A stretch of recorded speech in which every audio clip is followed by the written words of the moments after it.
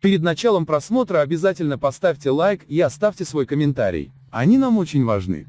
Как минимум 2 государственных магазина в Балканабаде отказались принимать к оплате банковские карты, хотя ранее в них была такая возможность. Источники Торкмен Ньюс сообщают, что продавцы и руководство магазинов номер 16 в 162 квартале и номер 31 в квартале 205 объясняют отказ от безналичного расчета его невыгодностью для себя. Оплата картой принимается далеко не во всех торговых точках Туркменистана, но в магазинах номер 31 и номер 16 такая возможность раньше имелась. Однако недавно покупателям сообщили, что ситуация изменилась. В отличие от некоторых других магазинов, тут не стали объяснять требования наличных поломкой терминала. Продавцы и администраторы напрямую говорят: мы сами не можем закупать товар за безнал. Но ведь продукты в государственные магазины поставляет государство. Неужели оно не может наладить безналичную оплату? Источники объясняют, что дело обстоит сложнее. Большинство магазинов, которые по привычке называют государственными, давно приватизированы.